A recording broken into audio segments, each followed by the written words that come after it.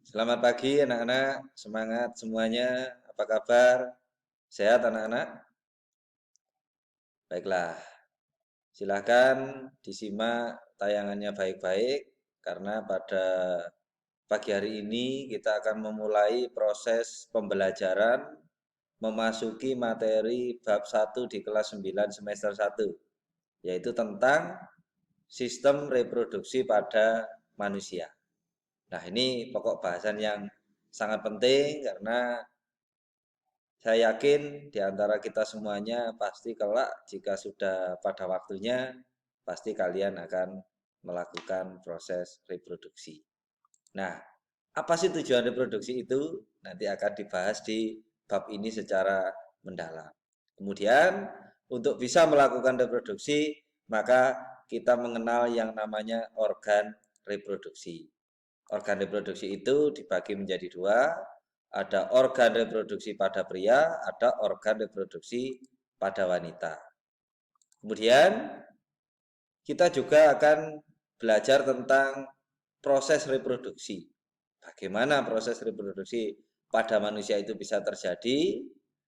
Diawali dengan proses pembentukan sel kelamin. Nah, proses pembentukan sel kelamin pada perempuan atau wanita dinamakan dengan oogenesis. Sedangkan pada pria dinamakan spermatogenesis.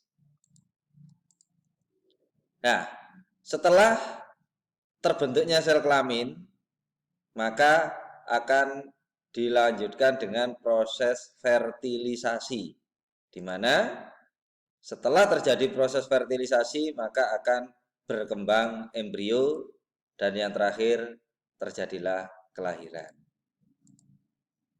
Nah, dalam proses reproduksi ini akan bisa berjalan dengan baik manakala hormon reproduksi yang ada baik itu pada pria maupun pada wanita telah diproduksi dan berfungsi sebagaimana mestinya. Nah, hormon-hormon apa saja itu nanti kita akan kupas lebih dalam.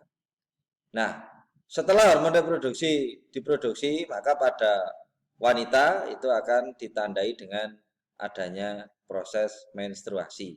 Sedangkan pada laki-laki biasanya ditandai dengan mimpi basah. Nah, setelah mempelajari proses reproduksi, maka yang terakhir kalian akan dikenalkan dengan istilah PMS, akronim dari penyakit menular sistem reproduksi.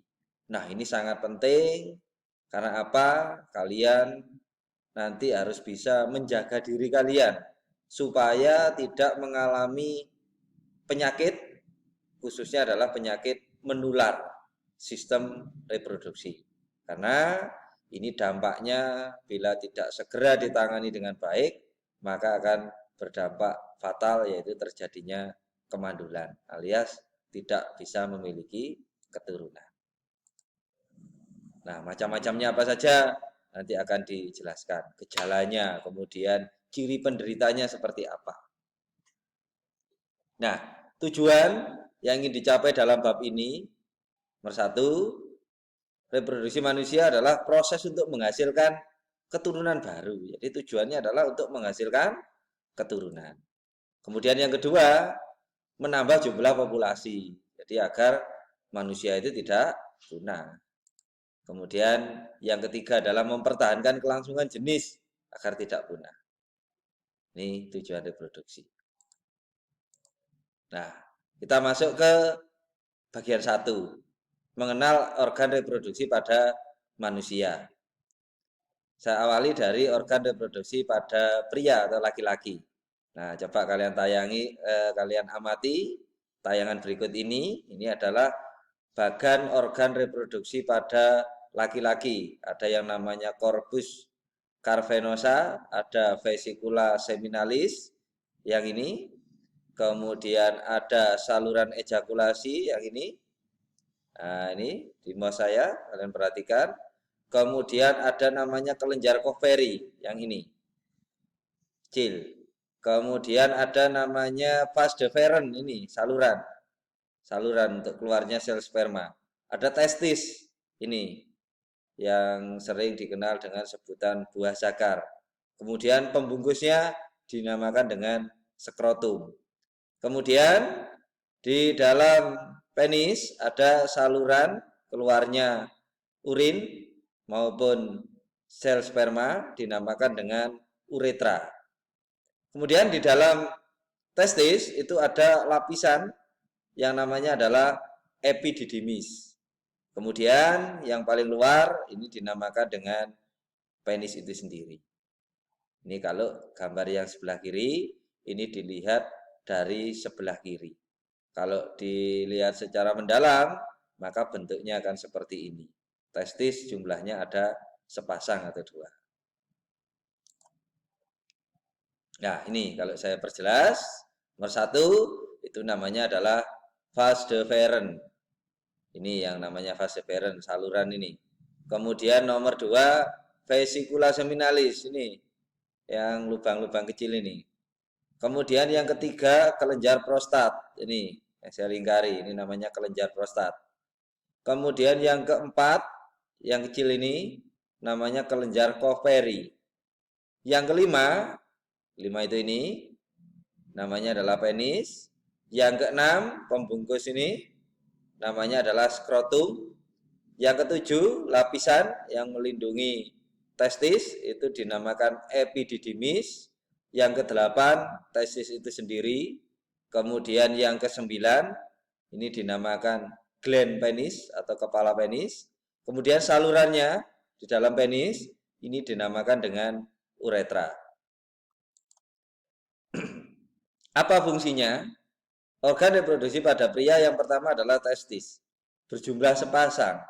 Berfungsi sebagai penghasil sperma dan hormon testosteron. Kemudian yang kedua skrotum. Ini adalah kantong kulit yang melindungi testis dan berfungsi sebagai tempat bergantungnya testis. Yang keempat, vas deferens. Merupakan saluran panjang yang menghubungkan epididymis dengan uretra dan berfungsi sebagai tempat penyimpanan sperma sebelum dikeluarkan melalui penis. Yang keempat, epididymis. Ini adalah saluran berkelok-kelok berfungsi sebagai tempat pematangan sel sperma. Yang kelima, vesicula seminalis atau kantong sperma. Ini fungsinya sebagai penampung sel sperma dari testis. Yang keenam adalah kelenjar prostat dan yang ketujuh adalah penis. Berikutnya adalah organ reproduksi pada wanita. Yang pertama, ini dinamakan dengan uterus. Nama lainnya adalah rahim.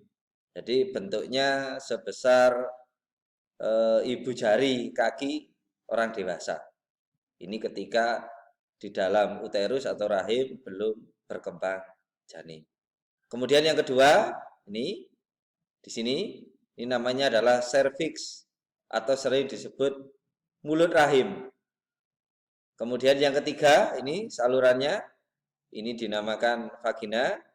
Kemudian yang keempat, ini dinamakan klitoris dan yang kelima dinamakan labia mayor. Nah, apa fungsinya? Kalau kita lihat di dalam seperti ini adalah ovarium atau indung telur. Ini ada dua, sepasang, sebelah kiri dan sebelah kanan. Kemudian uterus atau rahim, ini yang seperti kepala bandeng, ini adalah uterus. Kemudian saluran ini yang ada seperti bunga, kelopak bunga, ini namanya adalah tuba falopi. Kemudian ujung dari rahim ini dinamakan dengan serviks. Kemudian lapisan di dalam rahim itu dinamakan endometrium. Sedangkan paling luar ini dinamakan dengan vagina. Apa fungsinya? Yang pertama adalah ovarium. Berfungsi menghasilkan sel telur, hormon estrogen, dan hormon progesteron. Yang kedua, tuba falopi atau saluran telur. Berfungsi menggerakkan ovum atau sel telur ke arah rahim terjadinya pembuahan. Yang ketiga, uterus berfungsi sebagai tempat berkembangnya embrio atau janin. Dan yang keempat, vagina berfungsi sebagai organ persetubuhan dan untuk jalannya bayi saat persalinan. Demikian anak-anak, materi kita pada bagian 1 sistem reproduksi pada manusia. Nanti kita akan lanjutkan pada bagian 2 yaitu pembentukan sel kelamin.